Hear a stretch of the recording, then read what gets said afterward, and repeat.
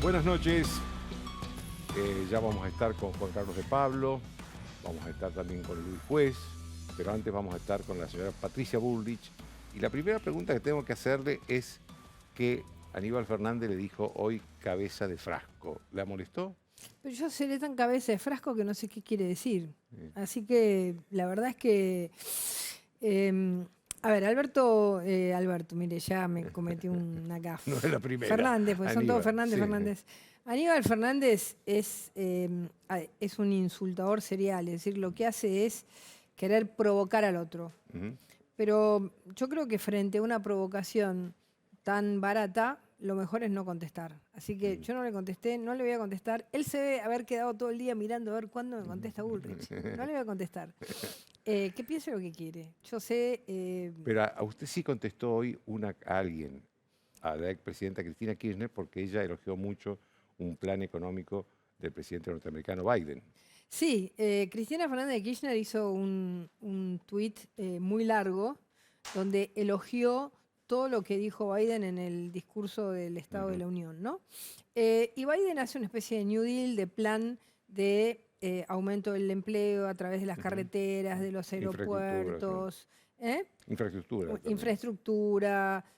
Habla de que Estados Unidos se formó como país de clase media y no en Wall Street.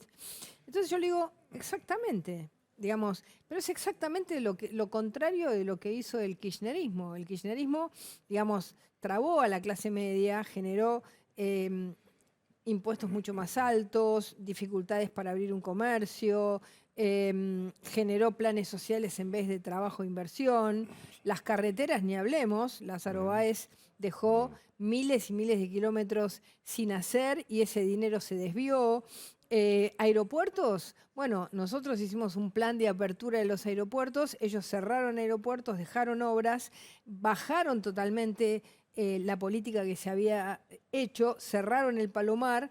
Es decir que es increíble porque habla del gran sueño que tenemos los argentinos, que es el país de clase media, de un gran país de clase media que se basa en la educación, que la tienen cerrada, que se basa en el trabajo y no en la política, digamos, de planes sociales. Entonces, es todo contradictorio lo que ella pondera del discurso de Biden a lo que ellos hacen. Entonces, justamente, mi debate es, ¿quieren hacer un país de clase media? Porque pondera a los sindicatos. Y digo, sí, pero sindicatos colaborativos, no sindicatos extorsivos. ¿Están dispuestos a tener sindicatos colaborativos y no sindicatos que te bloquean el trabajo? Hoy Walmart, Garbarino, están por no abrir 10.000 trabajadores cada uno porque los bloquea Moyano. ¿Y qué hace Cristina Fernández de Kirchner? Pondera el discurso de Biden que dice hay que tener sindicatos. Sí, Estados Unidos toda la vida tuvo sindicatos, pero sindicatos que colaboraron junto al capital, no sindicatos trabadores. Entonces, esto que ella plantea como modelo de país es exactamente lo contrario de lo que hace. Entonces, me parece que es un debate interesante. ¿Qué es un país de clase media? ¿Cómo se consigue? ¿No? Porque si no es una consigna. Así que bueno, ahora, me imagino que traerá un debate bien interesante. Patricia, estamos ante la segunda ola de la pandemia y la verdad que está pegando fuerte. ¿Qué cree usted que hizo mal el gobierno para que esta segunda ola nos cayera tan fuerte? Bueno, en primer lugar, llegamos a esta segunda ola en una realidad de agotamiento social y además de desconfianza social. Desconfianza del gobierno. Desconfianza del gobierno. Es decir, el gobierno durante el año pasado, como llevó al extremo esto de salud o nada, lo que hizo fue desgastar toda resistencia de la sociedad. La sociedad hoy ya no tiene más resistencia. La sociedad está vencida, está agotada, está totalmente destruida mentalmente y además económicamente. Entonces, hoy no hay más aguante para nada. Digamos, si hubiera habido una cosa racional, se cerraba la Argentina un mes para preparar el sistema, luego se abría 3 meses, iban los chicos a la escuela, luego 15 días si había una suba, cerraban las escuelas, volvían a abrir. Ahora, Un año entero. Los chicos van a perder 2 años de clase. 2 años para. Los padres están desesperados. Los comerciantes están destruidos. La sociedad está agotada. Y lo único que tienen como salida es molestar más a la gente. Es decir, la demostración más clara de esto es lo que hizo el otro día Kicillof en la Panamericana. El sábado. El sábado lo que hizo fue, te molesto, te impido, te trabo, no, digamos, ¿querés ir a 2 horas a descansar? No te dejo. Te paro para pedirte tomarte el termómetro en un auto. Entonces, esto lo que ha generado es que en un momento difícil como esto, ya no haya más capacidad. No hay capacidad de la sociedad para quedarse en su casa, no hay capacidad para no salir a tomar un café, no hay capacidad para no mandar al hijo al colegio o no hay capacidad para no trabajar. Todos los sectores ya sienten que la idea de la esencialidad, ¿no? que fue importante los 2 primeros meses, bueno, son esenciales los trabajadores de la salud, la esencialidad es de todos, porque la esencialidad es la vida misma de cada uno, es decir, la vida, la salud mental, la educación, el trabajo, los pocos ahorros que le quedan a la gente, y además en esta etapa sin ayuda, porque en los primeros meses hubo algunas ayudas, los ATP, el ayuda IFE, a los que no, a las personas y a los empresarios o pequeñas y medianas empresas que no podían pagar los sueldos. Sí, y después está la discrecionalidad. ¿Contra qué vamos? Contra la Ciudad de Buenos Aires. ¿Por qué? Porque gobierna Cambiemos. ¿Contra qué vamos? Contra Mendoza. ¿Por qué? Porque gobierna Cambiemos. Vamos contra... Hoy cerraron las clases en Bahía Blanca. ¿Por qué? Pues se les ocurre. En Mar del Plata, porque gobierna Cambiemos. Entonces, el nivel de arbitrariedad y la falta de autoridad del presidente son 2 elementos que han destruido la confianza pública en las medidas que toma el gobierno. Usted habló recién de falta de autoridad del presidente. Déjeme preguntarle sobre un tema que está en boga en estas horas. Hay un sector del gobierno que dice que un subsecretario, Basualdo, se va, subsecretario de Energía. Hay otro sector del gobierno, el kirchnerismo, que dice que no se va. ¿Cómo explica usted esta crisis dentro de la coalición y qué repercusiones puede tener? ¿Cómo queda el presidente? Bueno, estamos hablando de un subsecretario, ¿eh? No estamos hablando. No, pero acabo de leer una explicación que me pareció hasta ahora la más coherente de todas, que es un tuit que lanzó Claudio Lozano. Claudio Lozano acaba de decir, el ministro Guzmán piensa que el plan económico es el plan del Fondo Monetario Internacional. Y el subsecretario, que en este momento se me olvidó el nombre, Basualdo. Sí. El subsecretario Basualdo está pensando en el sueldo de la gente, en la capacidad adquisitiva del poder adquisitivo de la sociedad. Quiere decir que, digamos, lo que hace Lozano es poner blanco-negro. Es decir, acá hay como 2 modelos. Se están discutiendo el modelo económico de Guzmán versus el modelo económico de Basualdo, o de Basualdo, Lozano, el kirchnerismo, Berbisky, que el otro día lo dijo en su editorial. Es decir, que el nivel de contradicción, de choque del gobierno es total y absoluto. Es decir, esto hace... Ahora, ¿cómo se resuelve eso? Porque... Bueno, esto hace que no vayamos para ningún lado. Porque, a ver, ¿qué tendría que haber pasado con esto? Es decir, si a un presidente le imponen un subsecretario, ¿qué tiene que hacer el presidente? Decirle, ese subsecretario se va mañana y me la banco. Lo que no puede hacer es dejar al subsecretario que comience ahora este debate, como el que acabo de leer yo recién a Lozano, que es un tipo que de esto sabe, de economía un poquito sabe, aunque uno no comparta lo que piensa, que dejó ya explícito el tema. Y entonces el presidente, que ya no tiene autoridad, lo que se queda es con 0 autoridad. No tiene ninguna autoridad si no puede sacar un subsecretario que se está peleando con el ministro de Economía. En consecuencia, lo que va a terminar pasando es que esta idea, ¿no?, de una especie de, ¿no?, como en los cuentos de niños, ¿no?, que atrás de un hada viene un monstruo y los chicos gritan, ¡ahí viene, ahí viene, ahí viene! Bueno, es lo que está pasando, ¿no? todo el país está diciendo, acá está el presidente, que no es una hada, pero digamos que está acá, y algo que viene por atrás, que lo viene como, digamos, queriendo, digamos, abrazar para matarlo. Entonces, esta situación de un presidente cínico que dice una cosa y hace otra, que no tiene autoridad, está generando, frente a un momento en el que uno ¿qué necesitaría hoy el país? Calma, tranquilidad, seriedad, números claros. Frente a esto tenemos una locura. Y a la locura de la pandemia, de la cuarentena eterna, se suma la locura de los proyectos de lucha por el poder del mismo partido de gobierno. Es una situación muy terrible para todos los ciudadanos. Patricia, ¿cómo explica usted esta crisis por el motivo por el que estamos con una segunda ola fuerte del tema de las vacunas, ¿no? Que han llegado vacunas, pero no las suficientes como para vacunar a un porcentaje importante de la sociedad. No tenemos las principales vacunas, tenemos vacunas que no están autorizadas por las principales organizaciones de control de Para mí medicamentos del hay mundo. como dos explicaciones. La primera explicación es que el gobierno ha estado preocupado fundamentalmente por la impunidad de Cristina Fernández de Kirchner. Y ellos, digamos, en este sentido, han puesto esto en segundo plano. En la impunidad de Cristina Fernández de Kirchner y en la persecución de Mauricio Macri. Porque, a ver, la semana pasada, Mauricio, la empresa de Macri, que no es de Macri, dijo en el correo, le vamos a pagar el 100% de lo que le debemos, y la jueza Ciruli del concurso dice, no me pague el 100%.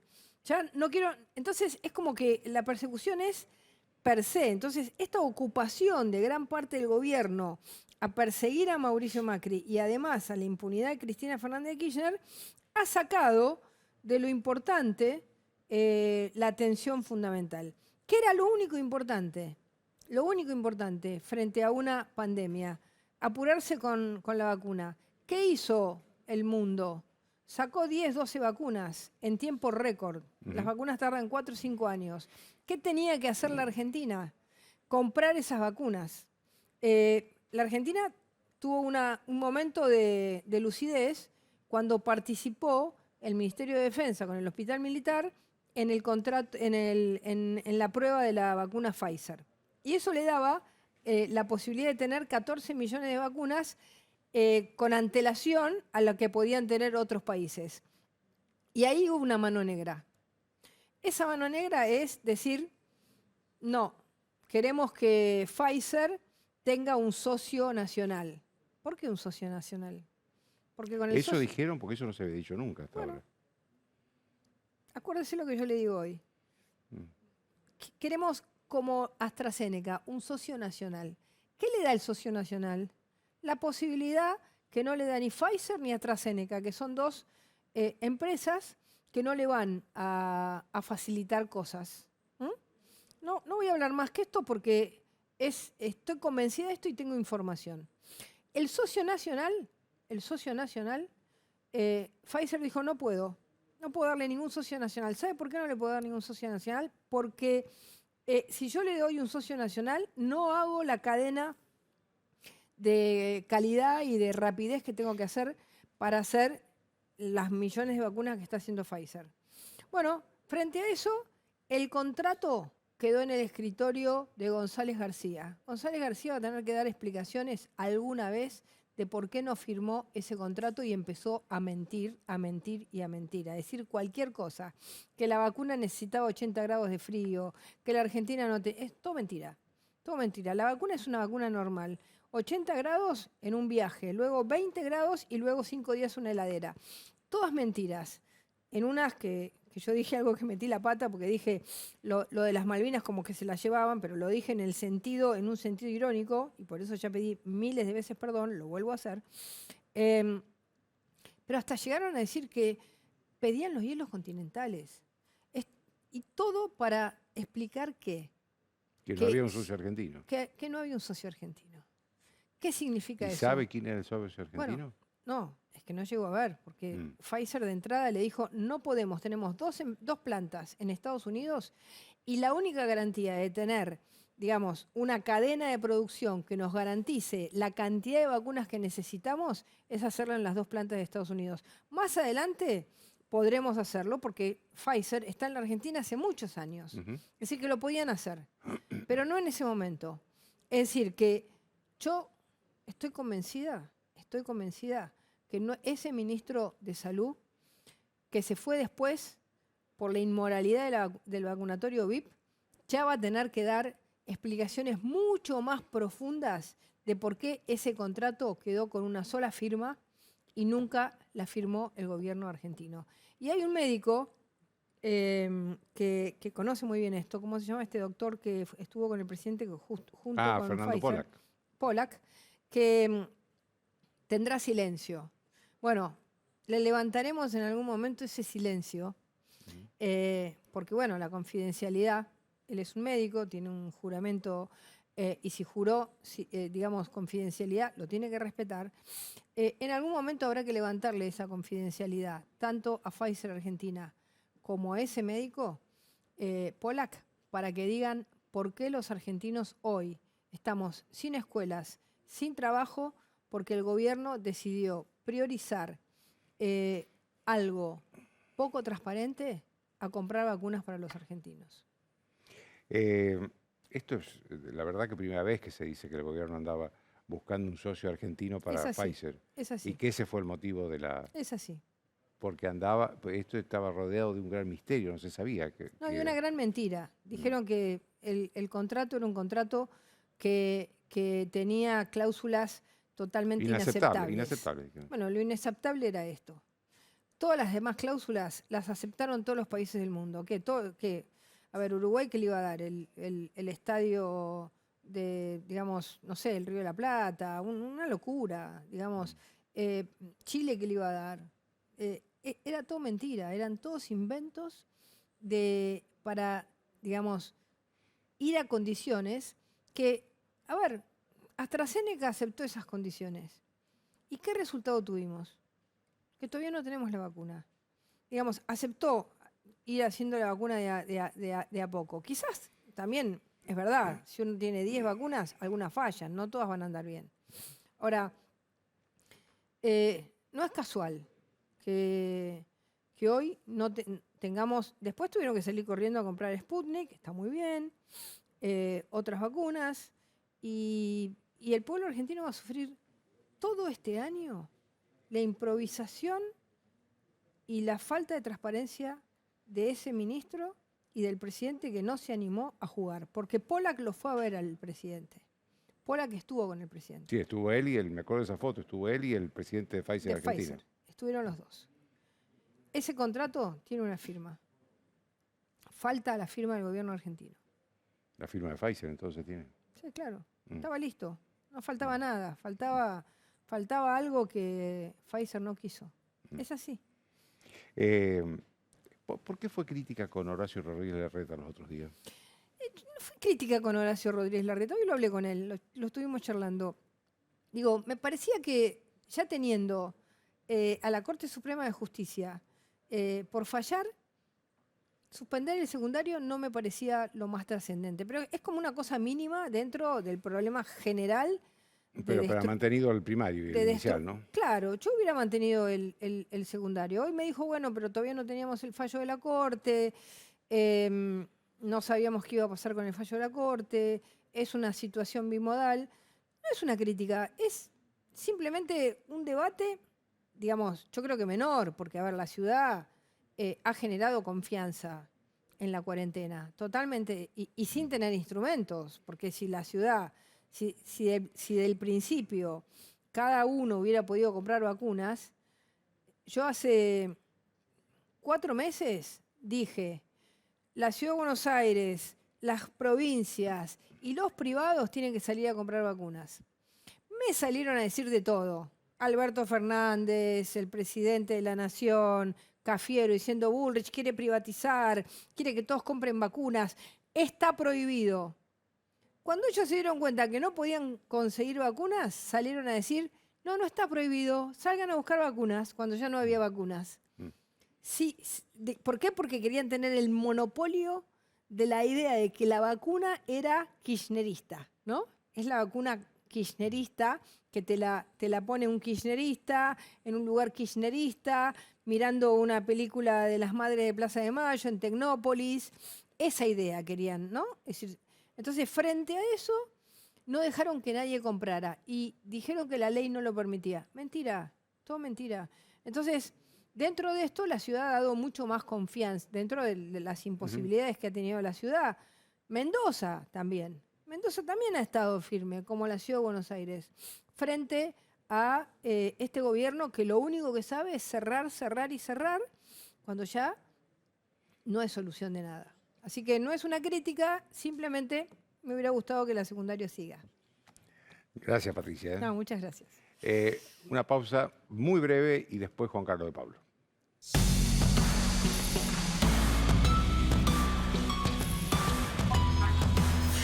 Auspician desde el llano.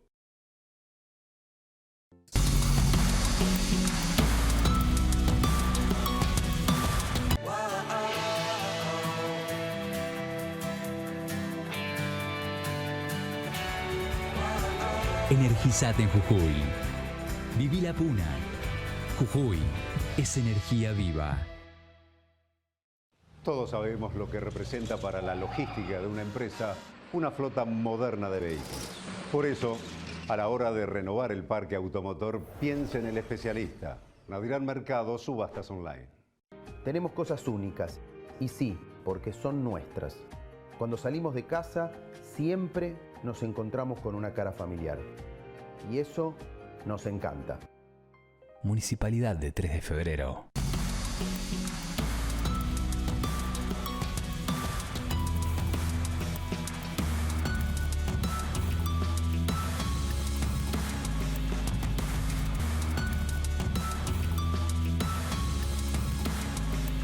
Excelerate brinda servicios de regasificación de GNL para abastecer a la Argentina de energía confiable, económica, ayudando a las industrias a crecer y a los hogares a mantenerse seguros y confortables. Excelerate Energy. Convertimos grandes ideas en energía real.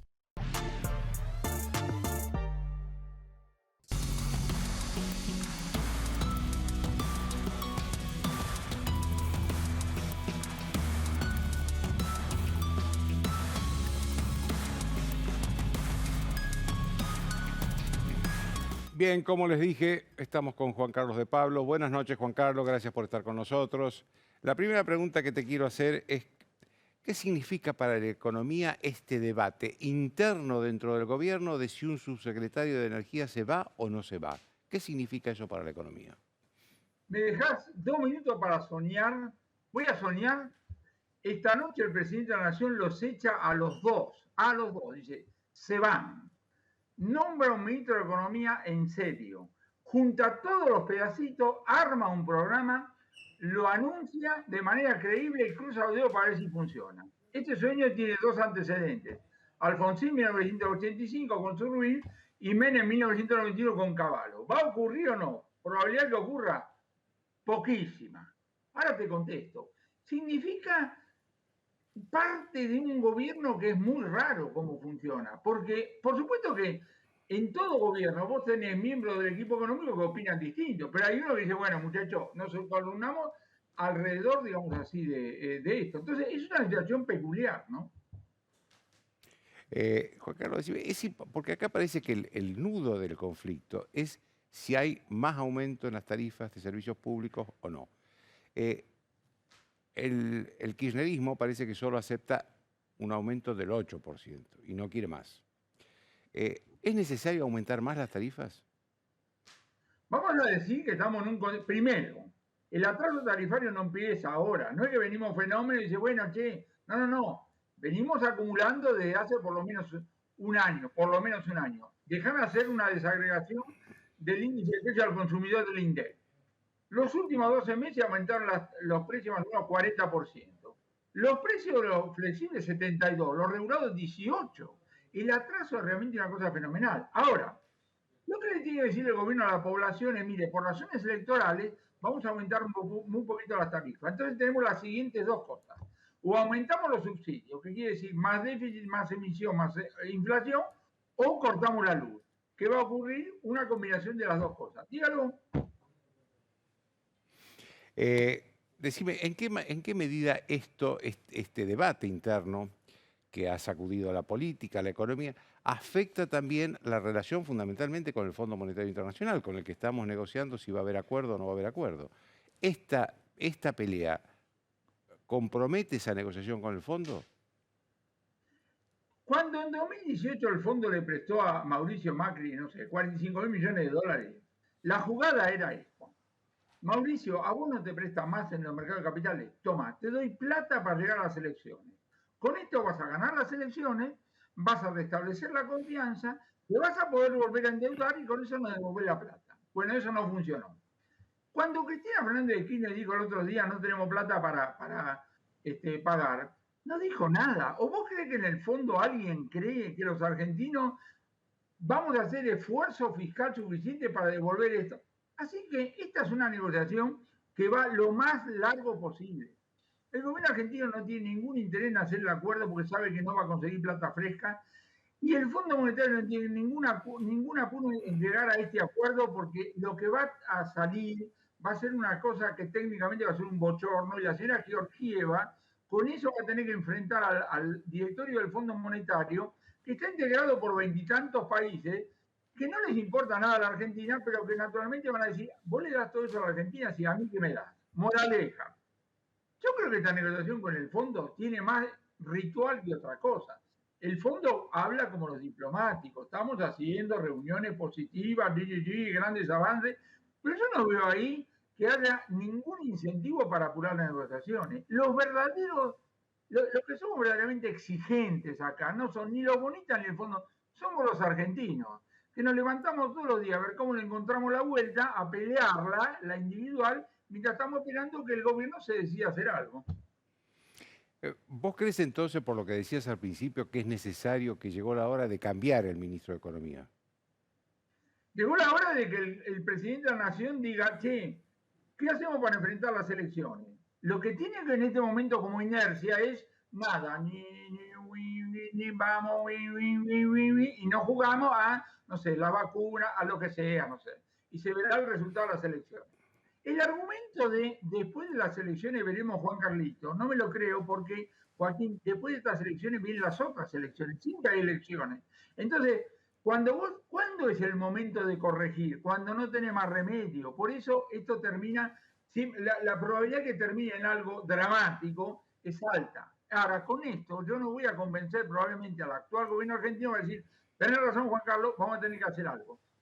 Lo hizo Alfonsín, lo hizo Menem antes de la primera elección de medio periodo y ciertamente le sirvió para el triunfo. ¿Lo va a hacer este gobierno? Yo no te descarto una sorpresa agradable, pero dije sorpresa agradable. Pero estamos ya muy cerca de la elección de mitad de mandato. Bueno, por lo que yo recuerdo, Alfonsín y Menem fue mucho antes de la elección de mitad de mandato. Fíjate lo de Alfonsín, el plan austral fue en junio y la elección fue, digamos así, en octubre. No quiero seguir haciendo paralelismo porque cualquiera va a decir Alfonsín no es Alberto Fernández. Yo entiendo todo. Lo que digo es, entiendo que desde el punto de vista político se personifique todo, que Guzmán, que Basualde, etcétera, etcétera, etcétera.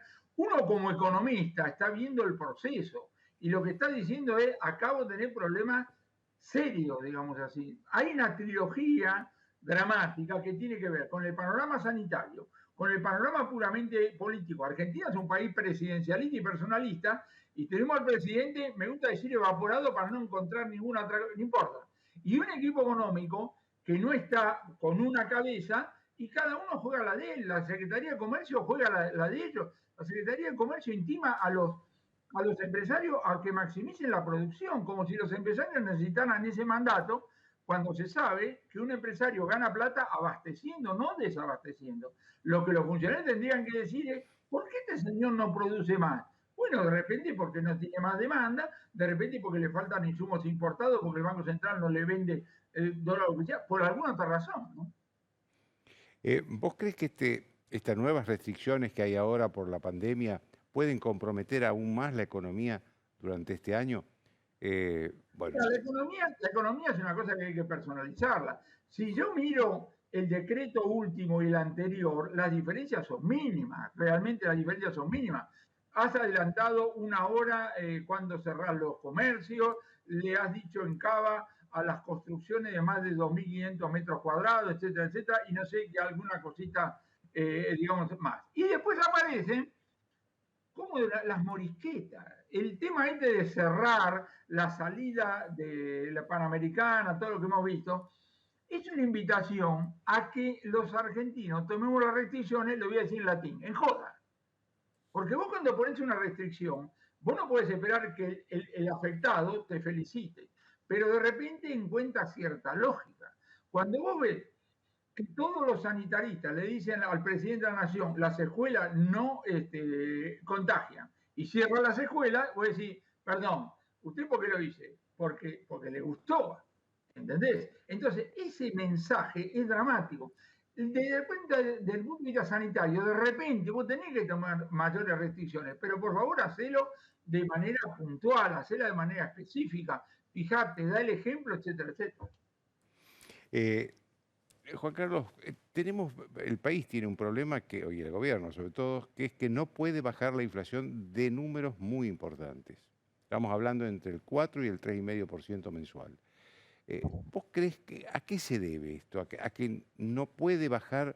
El gobierno culpa al precio de los alimentos, a la inflación importada, dice. Pero ¿vos a qué lo atribuís?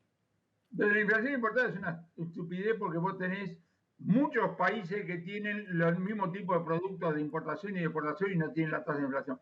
Vos agarrás hoy una tabla de los 200 países, inflación arriba del 10% anual, debemos ser 2, 3 o cosas por el estilo. Ahora, quien hace un programa antiinflacionario nunca pregunta a qué se debe la inflación. Le tira a todo, porque no se sabe bien. Ahora todo tira para arriba, porque estás aumentando la cantidad de dinero, porque estás devaluando, porque estás moviendo toda una serie de, digamos así, de cosas, porque estás en un contexto de alta incertidumbre, entonces está el por las dudas, que después hay que vender. Porque la fábula es que el gobierno, el empresario pone un precio por las dudas. Sí, vos ponés por las dudas. Yo estaría encantado de, por las dudas, intentar cobrar $3 millones por cada conferencia. No dictaría una sola conferencia. ¿Entendés? Entonces lo que digo es, todo tira para arriba. Si vos te fijás el plan austral, el plan de convertibilidad, cualquiera de esos planes tuvieron su porción ortodoxa, heterodoxa, todo en conjunto, armado, y tenía un momento del presidente que era creíble. Las dos cosas son, vos necesitas desde el punto de vista técnico que esté bien hecho y además necesitas un gobierno que sea creíble. Ahora, decirle al gobierno, usted lo tiene, no. El presidente de la Nación es el capo del Ejecutivo y el Ejecutivo tiene que mandarse, tiene que actuar, tiene que dejar a los historiadores que después opinen todo lo que dijo y a los votantes en el momento de, digamos, de la votación. ¿Usted no está de acuerdo con este gobierno? Sí. Castíguelo en la votación. Ahora, la toma de decisiones siempre de acá, digamos, para adelante. Un jefe del Ejecutivo, como un jefe de familia, no puede estar diciendo, no lo intenté. Tenés que intentarlo. Ahora, con estos condimentos, desde el punto de vista técnico, algo bien armado, y desde el punto de vista político, tiene que ser creíble. Muy claro, como siempre, Juan Carlos, te agradezco muchísimo. Que tengas buenas noches. Chao, querido, que te vaya muy bien. Después de la pausa, Luis Juez.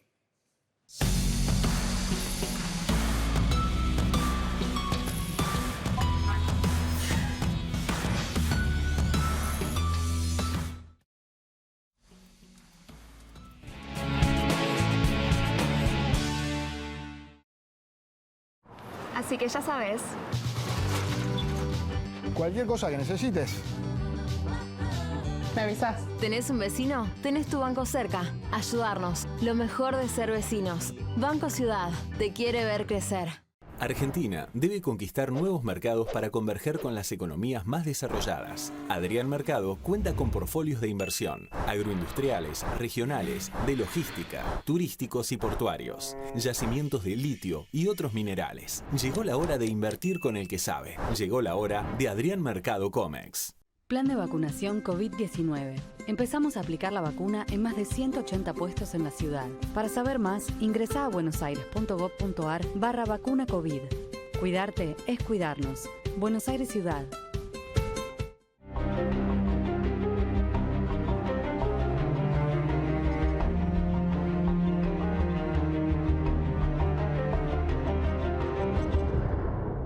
Grupo Petersen, desde 1920, construyendo el país. En Vicente López seguimos trabajando para estar cada día más seguros. Por eso, seguimos invirtiendo en tecnología al servicio de la seguridad, sumando nuevas cámaras, renovando los chalecos de nuestras fuerzas, invirtiendo en cámaras portables y en más puntos seguros. Vivamos Vicente López. En Arcor seguimos mirando al futuro con la misma pasión y compromiso del primer día. Arcor, 70 años mirando al futuro.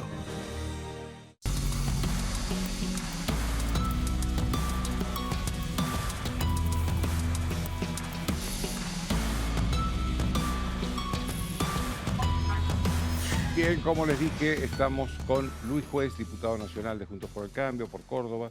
Buenas noches, Luis. El gusto de tenerlos con nosotros esta noche. La primera pregunta que le quiero hacer se refiere a esta crisis política que hay en el gobierno nacional, donde el presidente y la vicepresidenta no se ponen de acuerdo para relevar a un subsecretario de Energía. ¿Cómo ve usted esta crisis? ¿Quién manda en el país? ¿Cómo le va, Joaquín? Un gusto. Un placer poder compartir con usted su programa. Es mucho más grave de lo que el ciudadano común puede relevar. Yo entiendo que la gente tiene tantas angustias que probablemente esto puede parecer una cuestión menor. Pero si un presidente no tiene autoridad para remover a un subsecretario, estamos jodidos, Joaquín. Si Alberto Fernández no puede, porque el subsecretario, como el ministro, está a tiro de decreto. Ahora, si un presidente no puede, no tiene autoridad, no tiene la fuerza suficiente, la envergadura para decir este tipo me está poniendo en duda el plan económico que vengo trazando hace 14 meses con mi ministro, y el ministro le dice que un funcionario de tercer rango le entorpece una cuestión estratégica en materia económica cuando todavía no tiene absolutamente nada cerrado y el presidente no lo puede remover, no importa. Usted me dirá, no, pero el Instituto Patria, Cristina, la Cámpora. Si un presidente no tiene autoridad en 15 meses de ejercicio para remover un subsecretario, estamos jodidos, Joaquín, ¿eh? Estamos jodidos y jodidos en serio. Ahora, Luis, ¿cómo se resuelve esto? Porque ni el presidente ni la vicepresidenta se pueden ni se deben ir. Entonces, ¿cómo se resuelve esto? Bueno, lo lógico, lo natural, lo correcto, lo que corresponde es que el presidente asuma el rol. Alguien debería zamarrearlo al presidente y decirle, escúchame, Alberto, vos no sos el jefe de gabinete en ejercicio de la presidencia, sos el presidente. Está todo bien, le debes subordinación y valor a la vicepresidenta, te pusieron, te eligieron, te trajeron, los votos no son tuyos, pero la gente te votó, vos tenés que ejercer, es un acto de extrema cobardía, no ejercer con responsabilidad el cargo para que uno lo eligen. Alguien debería decirle con seriedad a algún amigo o a alguna persona de confianza al presidente, mirá, Alberto, hay momentos en la vida donde vos tenés que asumir el rol que la gente te puso, si no, ahí está a centímetros del ridículo, y de ahí no se vuelve, Joaquín, de lo único que no se vuelve es del ridículo, y está al borde del ridículo el presidente. Luis, ¿a qué atribuye usted esta segunda ola? ¿Qué hizo mal el gobierno para que esta segunda ola de la pandemia sea tan fuerte en Argentina? Todo. Y yo no jodo con esto, Y yo no soy un negacionista, lo he repetido hasta el hartazgo, pero como es la primera vez que hablo con usted en mucho tiempo, en esta casa nos cuidamos como ninguno. Nosotros tenemos una hija con parálisis cerebral y nos cuidamos como nadie. Estamos rogando la segunda dosis de vacuna para Milagro, hacemos lo que nos dicen, cumplimos a rajatabla las instrucciones del sinnúmero de infectólogos que han llenado las pantallas de televisión, las órdenes. Muchas veces nos da bronca la miopía de la dirigencia política en la letra de los DNU, pero los cumplimos a todos. Así que con lo cual, dicho esto, debo decirle que hicimos todo mal, porque si la única ventaja que tenía la Argentina es que lo que pasaba en el mundo 6 meses después se replicaba acá en la Argentina. Y no voy a hacer historia hablando de la miopía sanitaria de Ginés cuando decía que eso pasaba en China, que estábamos muy lejos, que había que preocuparse por enfermedades mucho más propias de la región. Pero todo hicimos mal, porque cuando sabíamos que la humanidad estaba buscando una cura para la pandemia y la cura era la vacuna, la oposición en medio de no sé si fue un día, yo recuerdo que me hablaron por teléfono y me dijeron, juez, hay que votarle al gobierno una ley de vacuna. che, pero mirá que el mundo, no, pero el gobierno tiene que salir ya con una ley en la mano como prioridad absoluta a hablar con todos los laboratorios. Y dijimos, bueno, vamos a correr el riesgo de hacer el ridículo porque es un tema donde hay mucha incertidumbre y le dimos en un día la ley de vacuna. Nos dijeron que iban a contratar, pero que el 30 de diciembre íbamos a tener 10 millones de vacunados. El presidente, no lo dijo usted, Joaquín, no lo dijo TN, no lo dijo Luis Juez. El presidente dijo, el 31 de diciembre voy a tener 10 millones de vacunados. Él puso la vara. Ahora se enoja cuando lo medimos. O sea, el 30 de diciembre iba a haber 10 millones de vacunas y recién a esta altura de mayo llegaron 10 millones de vacunas, que son dos cosas totalmente distintas. Las primeras que llegaron hicieron vacunatorio VIP en todas las provincias. Se la puso la clase dirigente. ¿En Córdoba también, concejales. Luis? ¿Cómo? ¿En Córdoba también? Pero en Córdoba es un escándalo. Lo que pasa es que, bueno, acá tenemos un gobierno que lleva 21 años, 22 años en el poder y que tiene una picardía supina para manejar un tema de esta característica. Con el senador Ernesto Martínez hace 60 y pico de días fuimos ante la justicia federal y hicimos la denuncia como corresponde. ¿Qué hizo el gobierno? Usted conocerá ese viejo dicho que para esconder un elefante en un bazar uno llena el bazar de elefante. Bueno, le mandaron así, le tiraron una guía de teléfono al fiscal con cientos de miles, 68.000 nombres sin ninguna especificación, pero acá vacunaron intendentes, jefes comunales, amigos, familiares, novias, primos, amigos. Cuando miremos el padrón vamos a encontrar claramente, claro, pero lo que pasa es que de eso Córdoba se caracteriza por tener una picardía muy natural, pero el vacunatorio VIP no solamente fue el de Ginés. Vacunaron a lo largo y a lo ancho utilizando la vacuna como una herramienta de propaganda política. Entonces usted me pregunta, ¿qué hizo mal? Yo le preguntaría al revés, Joaquín, ¿qué hizo bien el gobierno? ¿Qué hizo bien? Durante 8 meses estuvimos con una cuarentena eterna que hace que hoy la gente tenga una reacción casi espasmódica para cumplir una orden. Y hay que cumplirla porque los números son concretos, las camas están ocupadas, la pandemia viene y viene jodida, todos tenemos amigos, nos hemos familiarizado con la muerte. Y eso es una realidad que no la podemos soslayar. Ahora, si el presidente degrada su palabra, yo siempre vengo repitiendo estos últimos tiempos que no he visto una persona que haya degradado más la palabra que el mismísimo presidente. Un tipo que a la mañana dice una cosa, a la siesta la pone en duda y a la noche la niega. O sea, ese no es un problema nuestro de la oposición. Yo le puedo garantizar, Joaquín, que ningún dirigente opositor, ni todos juntos, podríamos haberle causado el daño que se ha causado el mismísimo Alberto Fernández poniendo en duda su propia palabra, banalizando conductas que realmente son absolutamente impropias. Decir que adelantarse en la fila no es un delito. Vaya a preguntarle a un abuelo que está en un geriátrico, a un médico que todavía no vacunaron, a mi esposa que es docente, si necesita o no necesita la vacuna, o a mi hija Milagro que tiene parálisis cerebral. O sea, decir que adelantarse y colocarse en la fila antes que otro, porque el protocolo no lo armó la oposición, un protocolo con altísimo criterio científico. Bueno, lo cierto es que usted me pregunta qué hizo mal el gobierno, yo le contesto con toda sinceridad. Aún, mire, como ciudadano que soy, estoy dispuesto a cumplir cada disposición que el gobierno diga, pero quiero decirle que no estoy dispuesto a callarme la boca. Hizo todo mal, todo mal. Recién le escuchaba a Patricia. Usted habrá visto el tema de los laboratorios. Eso le iba a preguntar, Luis, si usted tiene una teoría o una información de qué pasó con las vacunas, porque es cierto que el presidente hizo esa promesa en diciembre, es cierto que estamos llegando a mayo y a la segunda ola con poco porcentaje de argentinos vacunados. ¿Qué pasó para usted con las vacunas? La lógica es la misma, Joaquín. Este es un gobierno que habla de a usted lo va a correr, nos va a correr a todos por izquierda, nos quiere ridiculizar, estigmatizar, ellos son progresistas, trabajan por los pobres, son los únicos que se preocupan por la pobreza en la Argentina, por eso tienen los números que tienen, y siempre nos van a ridiculizar, pero siempre la matriz es la misma. La matriz es la misma. Siempre hay un negocio. Créame, Joaquín, que se lo digo con conocimiento de causa. Yo a esta gente los conozco. Yo era intendente en el 2003 cuando Néstor era presidente. Los conozco. Tienen una voracidad por la plata incalculable. Son de una, le diría, pocas veces visto dirigentes políticos. Son de los que sostienen que sin plata no se puede hacer política, que no importa las convicciones, las ideas, los sueños, la utopía, las ilusiones. Plata. Si no tenés plata no podés hacer política. y construyeron un poder a partir de eso. No tengo ninguna duda que la negociación, porque si no hubiese sido muy transparente, todo hubiese sido muy transparente. ¿Cómo puede ser que países con menos capacidad que el nuestro pudieron adquirir millones de vacunas en los mismos laboratorios que nosotros les llenamos de obstáculos?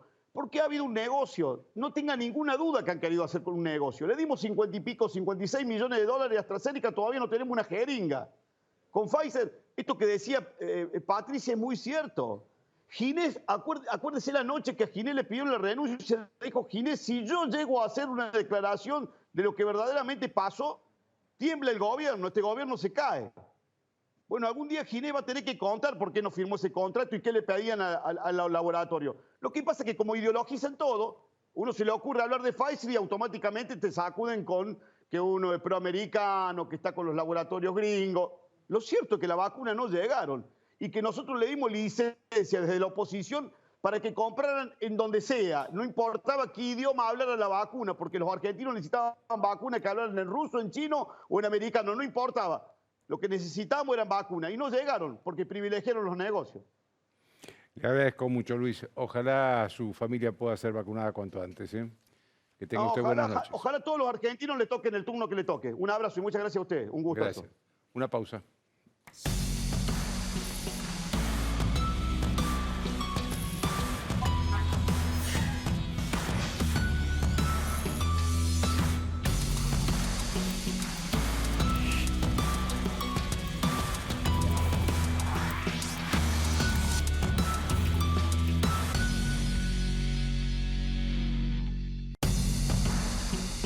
De Estado, en este caso el subsecretario de Energía, Basualdo, no es un problema de un ministro, del ministro de Economía, es un problema del presidente. Porque si el presidente y el ministro de Economía no pueden remover a un subsecretario, estamos ante una crisis grave, sobre todo porque quien protege a ese subsecretario es la vicepresidenta de la Nación. Y como yo le decía recién a Luis Juez, ninguno de los dos, ni el presidente ni la vicepresidenta, se pueden ni se deben ir. Entonces, ¿cómo se resuelve esto? ¿Cómo se resuelve esto? Ahora, si uno se pone a ver lo que ha pasado en este año y 4 meses que lleva Alberto Fernández, la vicepresidenta se ha dado todos los lujos. Cuando no le gustó la ministra de Vivienda, María Eugenia Bielsa, se fue. Cuando no le gustó la ministra de Justicia, Marcela Lozardo se fue. Ahora, bueno, al presidente y al ministro de Economía no le gusta un subsecretario y no pueden echarlo, porque la vicepresidenta no quiere que lo echen. Es una crisis mucho más grave de lo que parece. Estamos ante una exhibición de la debilidad del presidente por parte de la vicepresidenta. Esto es lo que está haciendo Cristina Kirchner, porque además lo hace público. Exhibe casi obscenamente la debilidad del presidente. La vicepresidenta es la que exhibe. Ahora, acá hay una sola salida para esto. El presidente tiene que ejercer el cargo que tiene, que es jefe del Poder Ejecutivo. Ese es el cargo que tiene. Y lo tiene que ejercer, le guste o no a la vicepresidenta. Porque acá me parece que Cristina Kirchner está un poco confundida con un tema de con quién está hablando. Ella cree que Alberto Fernández llegó a la porque ella le dio los votos. Y esto es y tiene parte de razón en eso. Alberto Fernández solo no hubiera llegado nunca a presidente de la Nación. Ahora, Cristina Kirchner sin Alberto Fernández tampoco hubiera vuelto nunca al poder. Tampoco hubiera vuelto nunca al poder. Ella tenía tales índices de rechazo en la sociedad que nunca hubiera podido ganar una segunda vuelta a Mauricio Macri. Hoy tiene índices más altos de rechazo en la sociedad. Así que si ella no se pone de acuerdo con Alberto Fernández, lo que va a hacer es matar la gallina de los huevos de oro. Y esto el presidente lo tiene que hacer valer también.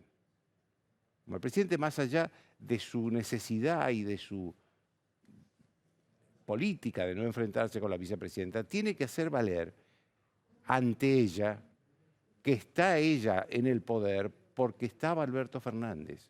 Como Alberto Fernández llegó a la presidencia porque estaba Cristina Kirchner. Pero digamos, no hay acá un desequilibrio tan fuerte de fuerzas. Electorales me refiero. Por supuesto que sí lo hay el desequilibrio de fuerzas en el Congreso, porque la mayoría de los bloques lo maneja ella, la mayoría del bloque de senadores y de diputados del kirchnerismo. La gran parte del gabinete lo maneja ella, que se fue un error del presidente dejar que ella metiera a tanta gente. Por eso vemos todos los días que aparece, o una vez cada tanto, que aparece un señor como Basualdo, que dice, no, a mí, mi jefa, que es Cristina Kirchner, me dice que me quede, a pesar de que el presidente y el ministro de Economía le están pidiendo que se vaya. Este es un problema no solo más grave que el que puede ser un enfrentamiento entre el ministro de Economía y entre un subsecretario, sino también es un problema más grave desde el punto de vista de las políticas del gobierno, porque es un problema que compromete la economía,